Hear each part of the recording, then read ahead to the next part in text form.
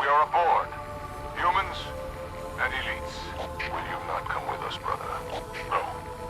This is our fight. And I will see it finished.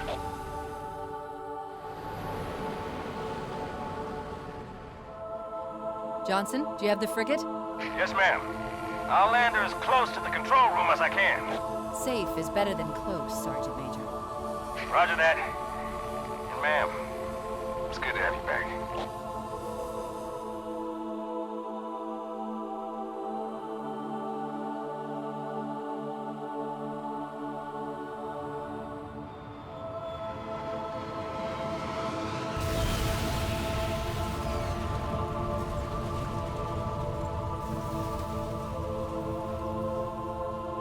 Halo. It's so new, unfinished. I'm not exactly sure what will happen when we fire it. We'll head for the portal, and we'll all go home.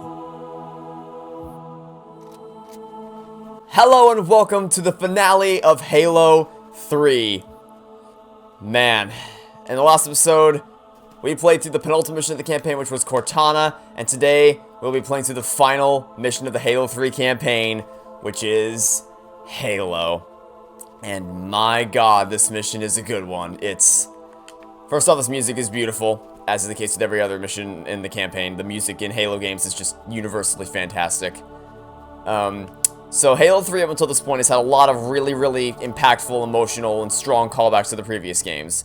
There was the beach, the push down the beach at the beginning of the Covenant, the reference, the callbacks with Cortana at the end of the last mission, a lot of the musical payoffs, a lot of callbacks to previous games earlier in the game, and now to top it all off, we really have come full circle.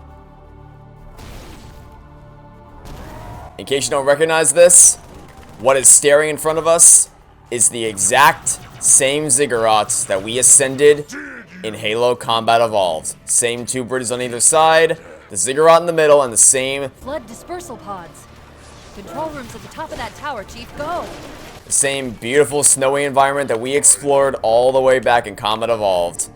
Just so good. The payoffs, the emotional payoffs for the story, and the callbacks to earlier games. Just Halo 3 is just a perfect game. It's amazing. And I do have a rocket launcher, but I'm gonna try to conserve it because I want to save it for when we actually start ascending the ziggurat. It's gonna be it's going to be very, very important because the thing is, this mission isn't super hard. It's probably the second easiest in the campaign. Yes, I think it's a valid statement. So I'd say Floodgate's probably the second easiest, and this one is the easiest. And I'm gonna use the rocket launcher there because they're all bunching up, so that should take most of them out. Yeah, there we go. That was a nice combo. But yeah, so the mission isn't super complicated. It's still fun, but it's not super... Oh, I'm out of ammo for the assault rifle. This was not part of my plan. This was admittedly not part of the plan. Do either of you have a weapon for me? Ooh, I'll take a brute shot. I will happily accept the brute shot, because this will be very useful. Unless... Ooh, oh, I thought that... There should be ramps that lead to the top. Check the other side. I got excited and I remembered... Oh, wait, I already have a rocket launcher. But it is more ammo. So I could just... Are there any groups that I can shoot down? I could shoot you, because I can just sit here and get more ammo for the rocket launcher until it runs out. So I probably have maybe... Oh god, you're right there. Okay. Nice knowing you, friend. Are there any more groups that I can easily shoot down from here? Maybe, like, right there. I'm gonna do it one rocket at a time to make sure I have enough. Oh, there was a lot more there than I thought. Okay. Yeah, so we should be able to shoot, like, maybe... I'll shoot one there. That should do something. There we go. And, alright, still more rockets. Nice. Yeah, but this mission is definitely very story-centric.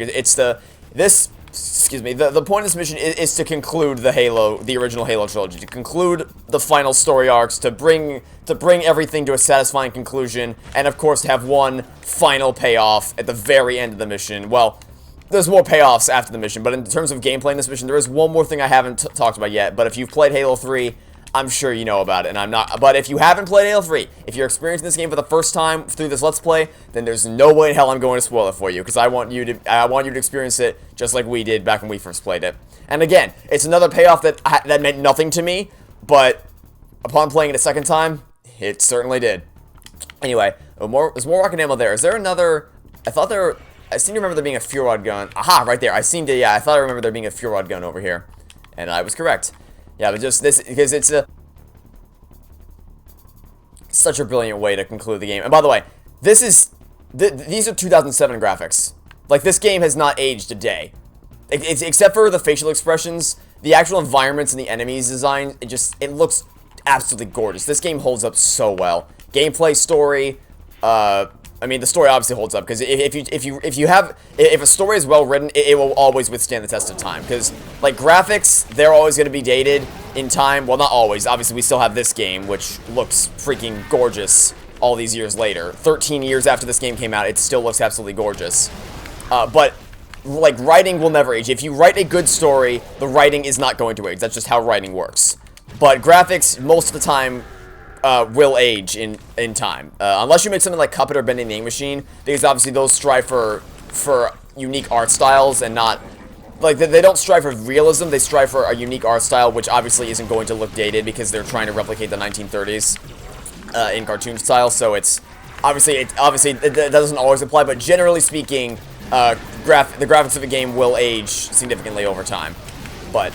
well, the one thing that will never age in a game is writing, because writing is either good or it's bad out of the gate. So, like, I mean, people may not always spot all the issues immediately, but fundamentally, the writing of a story will always be as good as it was when it came out, or as bad as it was when it came out. That's not going to change. And since we're running low on fuel gun ammo, I'm going to ditch it for an assault rifle here. We're still good on rocket ammo, although I could go back for some more. I think it should still be over there, right? Maybe. There should still be a rocket launcher here. I can go back for some more ammo. Maybe?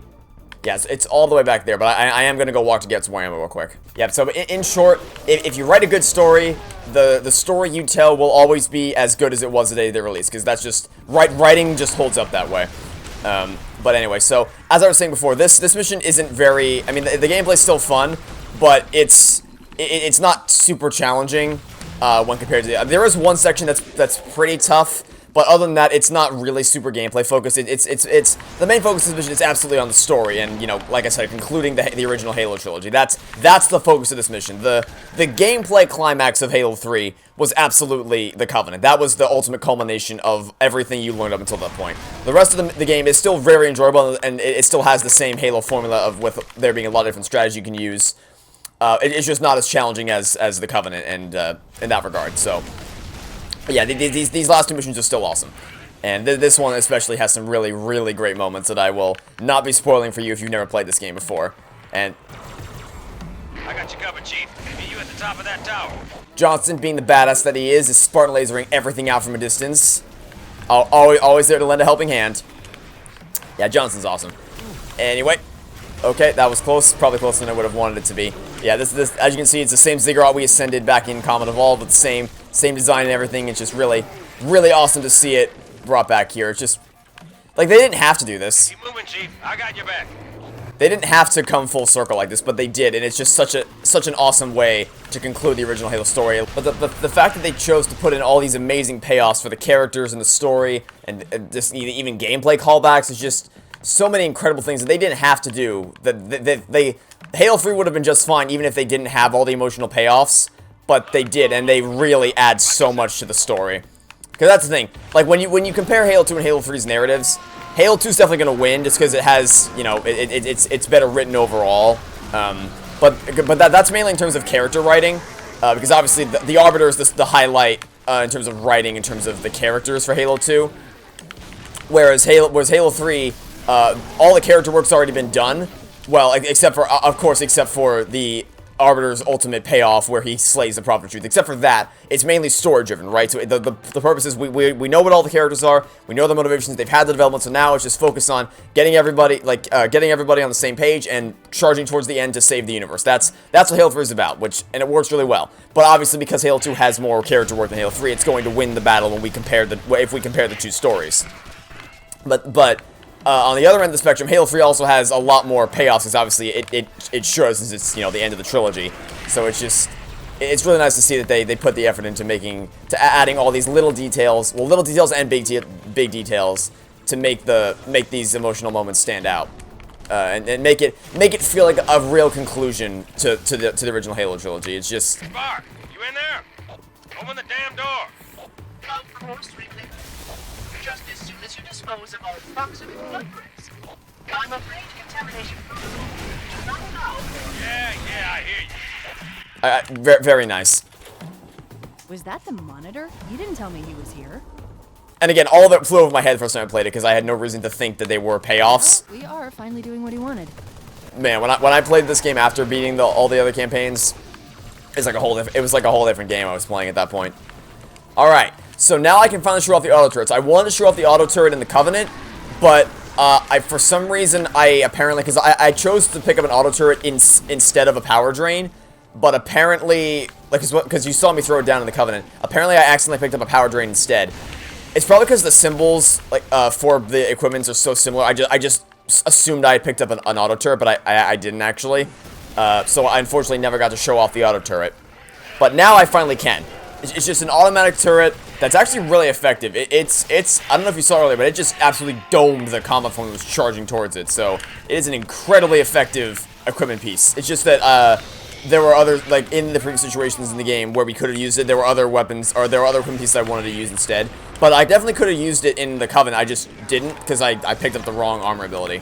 So, one of them is effective, like extremely effective by themselves. But when there's two auto turrets, combined with Sentinel fire from the air, combined with Johnson's Spartan lasering things from a distance, combined with the Arbiter sorting people, combined with the entire supply of grenades, nothing can stop us. Thanks for giving me the brute shot, buddy. I can use this to my advantage now against you, and he's dead. Okay, now we're gonna hide in here. Gonna hide in here. I think there's an invincibility equipment right here on every difficulty other than legendary. Maybe not every difficulty, but I know it's there on at least one other difficulty that isn't legendary. So I mean, you don't really need it for this section. It's not that hard. Like I said, auto turrets, rocket launcher, Arbiter, Johnson.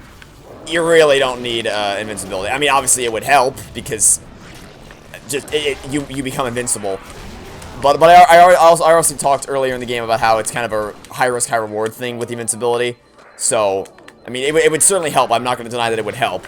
But it's not essential to your success. Ooh, thanks to the Fuel Rod gun. That's not what I want to grab. I wanted to grab the Fuel Rod gun. Okay, there we go. Is that the area clear? I think it might almost be the area clear. Not entirely. I think that's area clear. Okay, that was our last major encounter of the entire game. Coming up on the end of the game here. Cannot endure another fight. Open up! Ghost is clear. Not for long. I'm tracking additional dispersal pods. They'll be hitting any minute. Chief! Arbiter! Let's move! One last thing. I'm afraid you can't survive. And if you're confused as to why I destroyed the auto turret, that probably means you haven't played the game before. So I'm not going to spoil the reason why I destroyed the auto turret, but trust me, that thing would have screwed us over if we left it alive. And if you don't know what I mean by that, then I'll keep it a surprise for now. Do I take life or give it? Who is victim and who is foe? It's trying to rebuild itself on this ring. Hurry! Control room's close!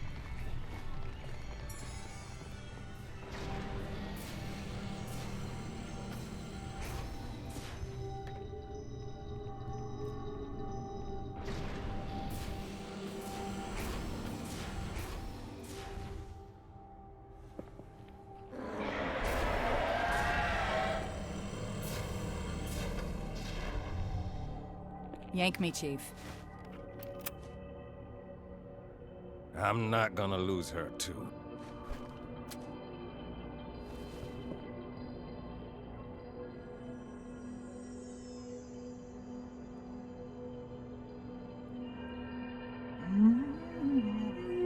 Oh, hello.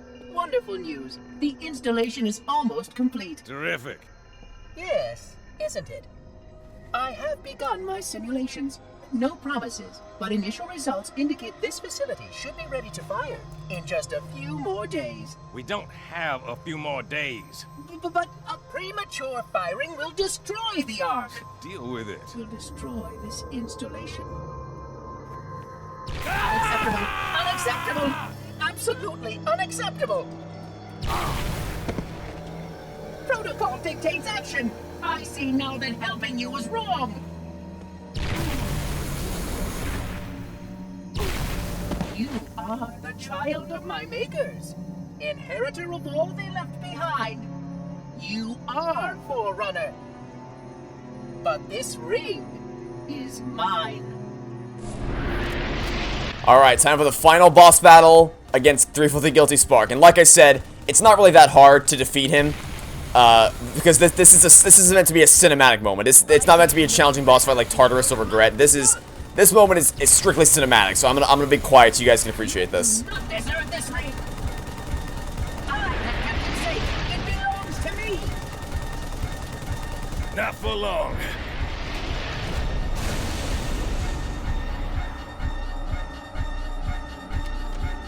Kick his ass.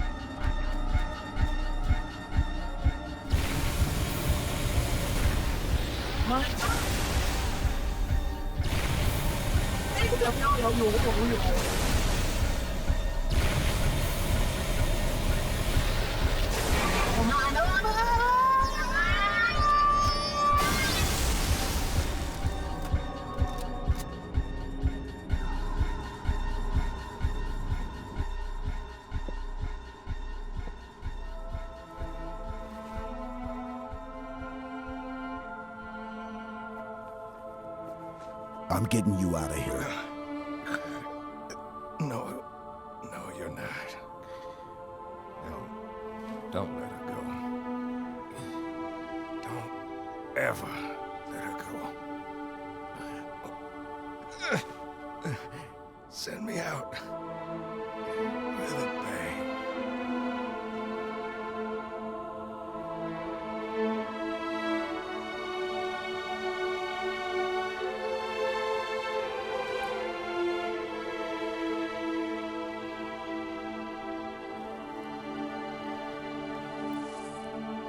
Chief, I'm so sorry.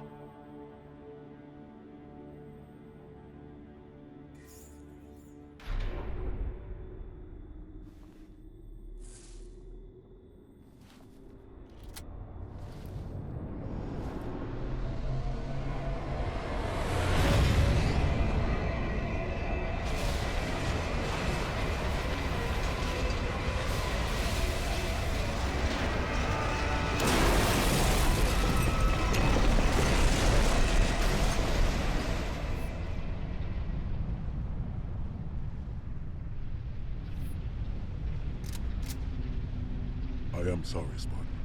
But come. And as unfortunate as it may be, Johnson unfortunately has met his end. But damn it, he died a hero. And so now you know why I had to destroy the auto turret. At least I would assume you have figured it out by now. The auto turret is of the Sentinel faction. So, and because 343 Guilty Spark controls the Sentinels, if you leave the auto turrets alive out there, if they haven't already been destroyed, then at this point in the game, they would turn against you, and they would try to kill you, and there wouldn't be much. I mean, you could still defeat them, but they're really tough. Sergeant guides us. The Dawn. Of course. The frigate.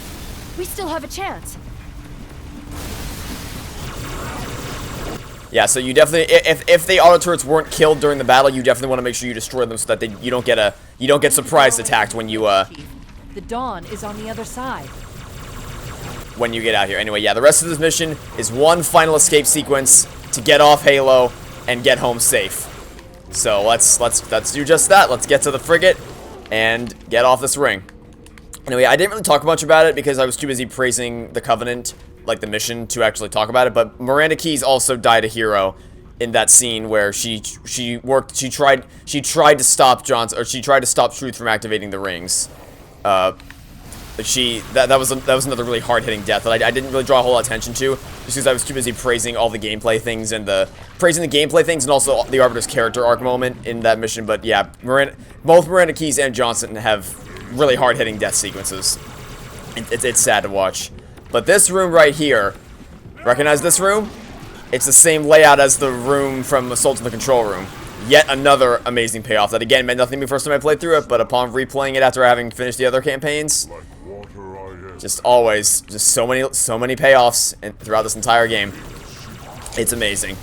And then these are the same hallways. You can go down here. This ring be the end of us, Chief. But there's one more gameplay, like, level design type payoff that we're about to witness, and I would never have wanted to spoil this for anybody in a million years. But what's that up ahead? Well, I'll let you guys see for yourselves once you get out of this hallway. There, Johnson's Warthog.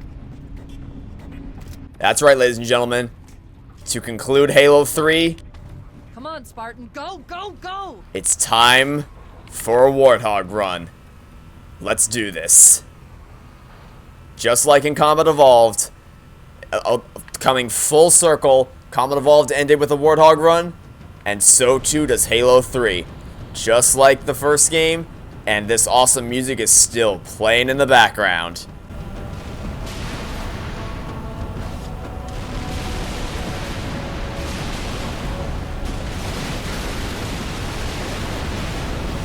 And this Warthog run's actually a bit tougher than the one from Combat Evolved, because Combat Evolved, yeah, the station was exploding around you, but the floor wasn't gonna explode underneath you. But in Halo 3, because the arc is such a massive thing, it's such a massive explosion we caused by firing the Halo ring, then yeah, the ground's gonna be falling out from underneath us, and it's definitely a lot tougher than Combat Evolved's Warthog run. But on the other end of the spectrum, you also get checkpoints in Halo 3's Warthog run, so it kind of balances itself out. Anyway, there isn't much I have to say here. The scenery is beautiful. If you look up into the sky, to see the arc exploding, it's absolutely gorgeous. It's a perfect callback to the original Combat Evolved. It's the perfect way. Johnson died a hero, sent himself out with a bang. Miranda Keyes also died a hero in the Covenant. We're about to destroy the Flood. So now all we have to do is get off this ring. Gameplay-wise, perfect callback to the original Combat Evolved. There really isn't much else I have to say here, so I'm just gonna sit back. I invite you to sit back, relax, and enjoy the Warthog run while I focus on driving us to safety. So sit back, relax, enjoy the Warthog run, and enjoy this epic music in the background, because I know I sure as hell am going to.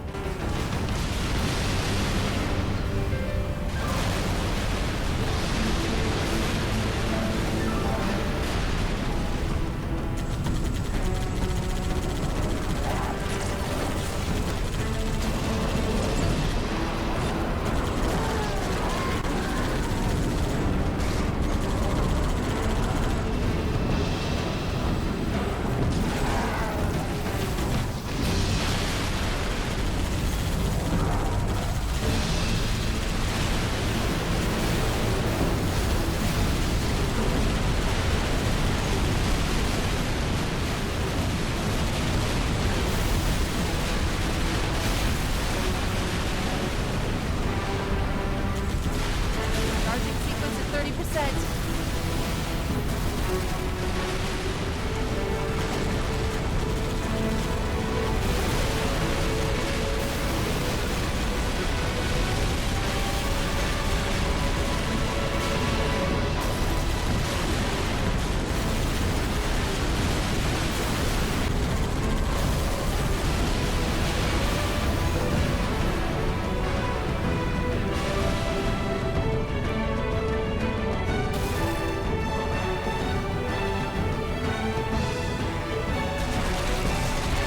Chief.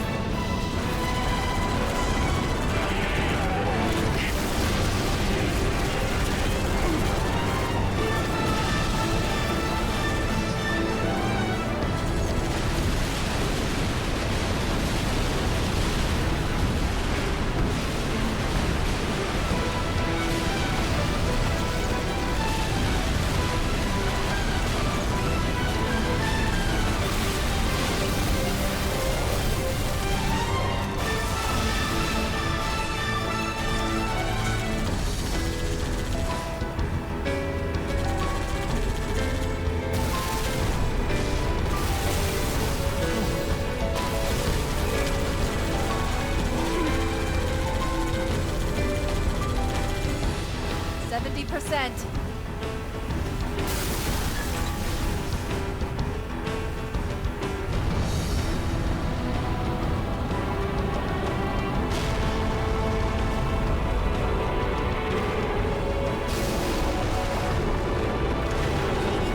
Charged.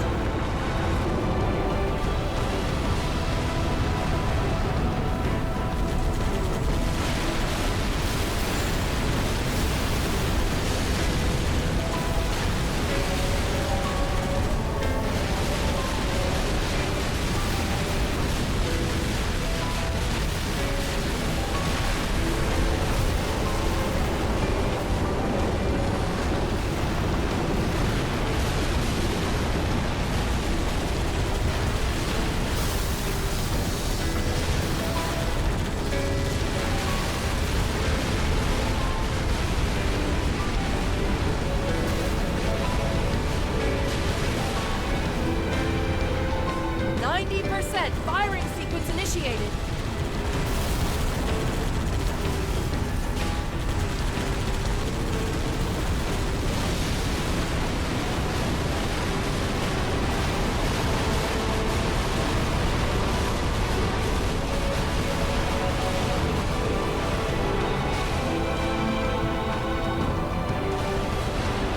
Got it, Chief! Jump!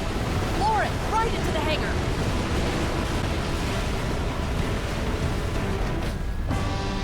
Perfectly timed music.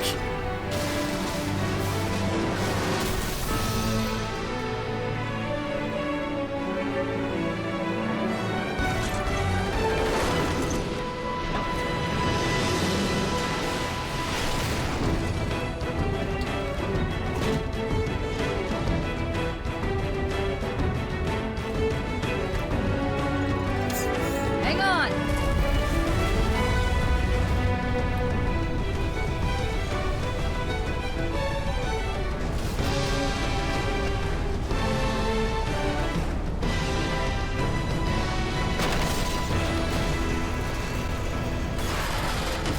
Chief!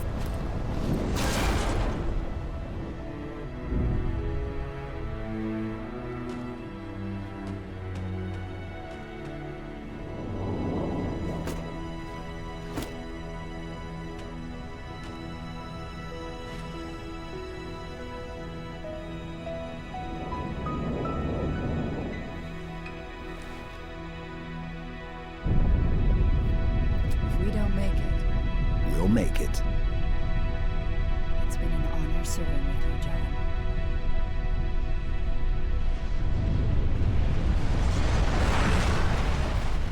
Another awesome callback, because in Halo Combat Evolved in the Maw, Cortana says to Chief, we're not going to make it, but he assures her that they will. Another awesome callback.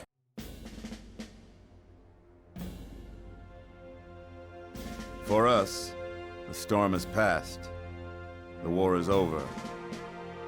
But let us never forget those who journeyed into the howling dark and did not return. For their decision required courage beyond measure, sacrifice, and unshakable conviction that their fight, our fight, was elsewhere.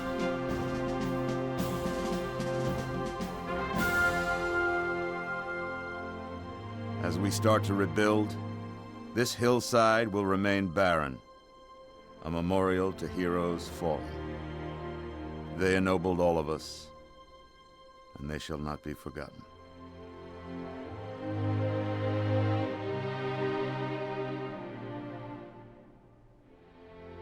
Present! Up!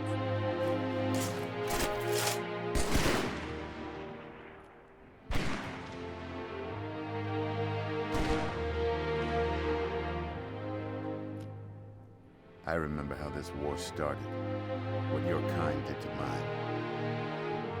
I can't forgive you. But you have my thanks for standing by him to the end. Hard to believe he's dead. Were it so easy.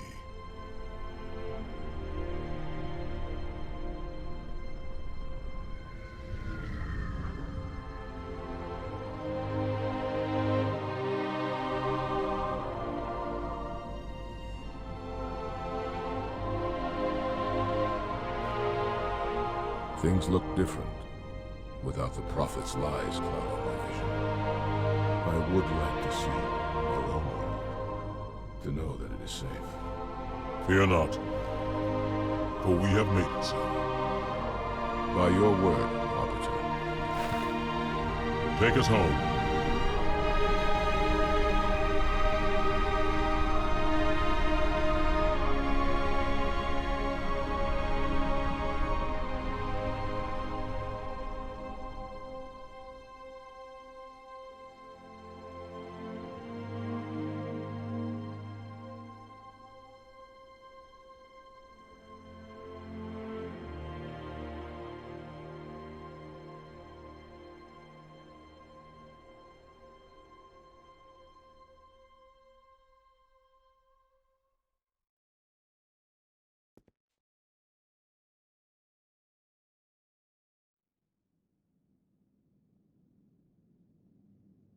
Chief?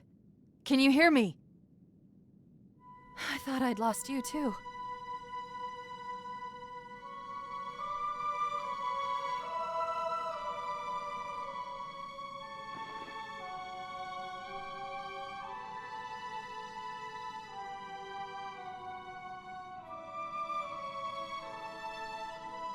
What happened? I'm not sure. When Halo fired, it shook itself to pieces. Did a number on the Ark. The portal couldn't sustain itself. We made it through just as it collapsed. Oh, some of us made it.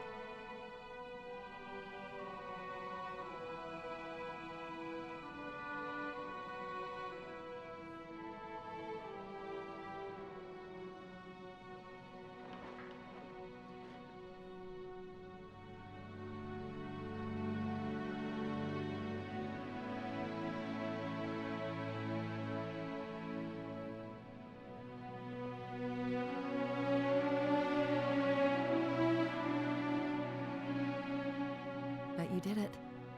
Truth and the Covenant, the Flood, it's finished. It's finished.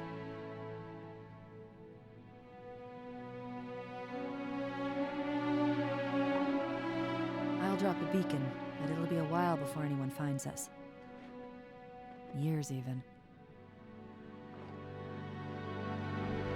I'll miss you.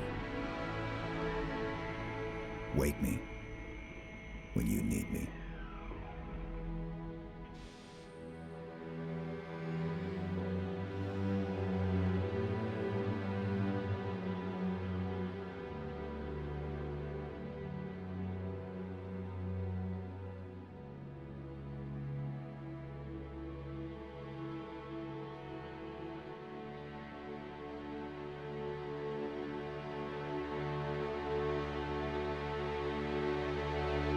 God damn it, I love Halo 3 so much. That ending every goddamn time really gets me emotional.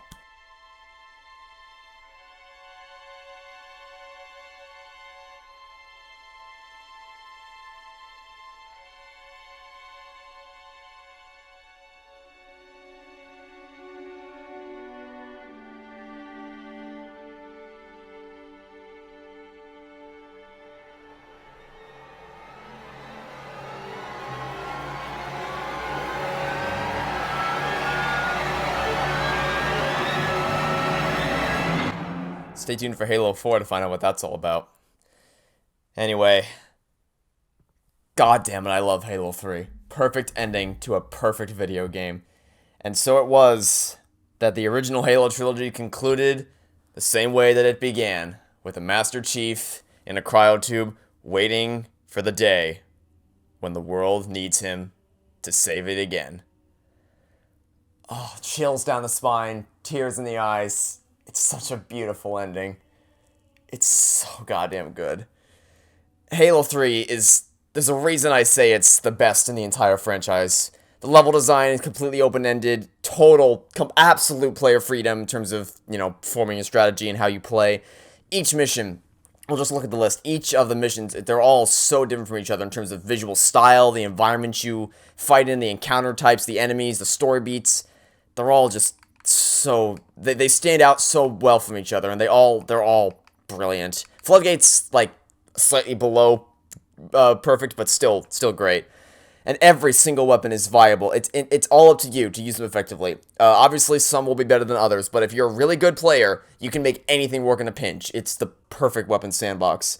You can use them in an infinite number of ways to fight the encounters. There's almost always a team of Marines or a team of elites fighting alongside you, which not only allows for great teamwork opportunities, but in things like the Covenant, where you're in the Hornets and you're charging towards the Citadel, or the tower, and Leonidas Returns is playing in the background. You just feel the sense of epicness as you charge into battle with a team of Marines and elites by your side.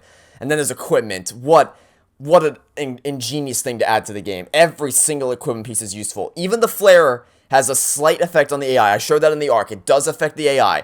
The radar jammer, I think it does as well, but it might be minor. But everything else, deploy, recover, bubble shield, regenerator, auto turret, invincibility, power drain. They all have their strengths, their weaknesses, they all have their counters. Each equipment piece is countered by something. So it's a perfectly balanced system, and they're not like Halo Reach's armor abilities, where like, oh, you need a jetpack for this section, or oh, look, a stealth section. Here, take this active camouflage. It's like, it's all up to you. They're all versatile enough to the point where you can use a deployable cover, or a bubble shield, or a regenerator, or any of those things in any number of a million different circumstances. It's all up to you to use them in creative ways to help form strategies for all the different encounters. It's just another element of strategy. You know, instead of doing what Halo Reach did, where you make specific sections designed around one particular equipment piece. If the player gets creative, then every single equipment piece in this game can all be used in a million creative different ways. And then the Scarabs, they're actual dynamic enemies with a true weakness, you know, and actually ways to take them down. You know, you have to down them by shooting their joints, then board it, and then take out the enemies, and then take it out. You can jump on it from above, you can use a grav lift to launch yourself up. You can do what I did with the Warthog, there's the Hornet, there's the tank, there's a million different ways in every single encounter to take out those Scarabs. And the story, oh my god, the story. It's the perfect conclusion for every single character. The Arbiter, Johnson, I mean, honestly, Johnson and Miranda Keys don't necessarily have character arcs, but it's still, like, they met there, they went out as heroes, they died as heroes, fighting to save the universe, and their sacrifices will not be forgotten. The Arbiter had his character moment when facing off against the Prophet of Truth. Guilty Spark even had a little bit of things to do in there. The Chief, obviously. The dynamic between Chief and Cortana, because after 2 games of working together, and, you know, bonding with each other, and because, you know, Cortana provides all the intel, and then Chief does all the fighting. So they're an awesome team. I love the duo, the dynamic between Chief and Cortana. You know, so there's the character arcs, there's the story beats, there's the fact that, you know, the UNSC and the Flood Jet to join forces. It's just, if I listed all the things about the story that were amazing, I'd be here all day. But the payoffs is what make the story stand out so well. I listed a couple earlier with the storm down the beach in the Covenant, the lighting the first Halo ring, going back to the Ziggurat, the lines Cortana has, like, keep your head down, there's 2 of us in here now, remember. And just, that entire ending sequence is pure brilliance. The music that plays in the background is called Wake Me When You Need Me, which ties into the final line of the game that the Chief says. Oh, Halo 3 is so beautiful. It's so good. And of course, the original Halo series ends the way it began, with the Chief in the cryotube. It's the perfect game. I love Halo 3 so goddamn much. It is beautiful. It's phenomenal. I could sit here and praise it to the ends of the earth, but I know I would probably bore you to tears if I did that. I like to think I hit on all the highlights here as to what makes this game stand out so much. It's remarkable. But anyway, that is sadly the end of my Halo 3 Let's Play. Next up, we're going to start up Halo 3 ODST, which is it's a spin-off game. You know, it doesn't continue the story with Master Chief like the other games have, but it's damn good, and it's coming out on PC soon. So, you know, if you've been playing along with all the campaigns on PC, then here's your chance to play this one on PC as well, because it's coming out really soon on PC, so that's exciting. ODST, you know, it doesn't continue the story of the Chief, but that doesn't mean it's not a good game. That means that does not have any bearing on it whatsoever. It is still an incredible game, and I can't wait to play it again for the channel. So that'll be it for now. Thanks for watching. I hope you enjoyed my Halo 3 Let's Play. If you've been playing along with the series, I hope you enjoyed Halo 3 as much as I did. Because I love this game with all my heart. I've loved it since the moment I played it back in 2013. Even though I had no clue what was happening in the story, and I only played on normal, I still love this game with all my heart. I still love it to this day. It's outstanding, and I hope that you enjoyed watching me play or playing along yourself. However you watched the Let's Play, I hope you enjoyed it. I hope you found my series entertaining. Next up is ODST, so that'll be it for now. Thanks for watching. Stay tuned for next time. We're going to be starting up Halo 3 ODST in continuation of Project Infinite. Goodbye.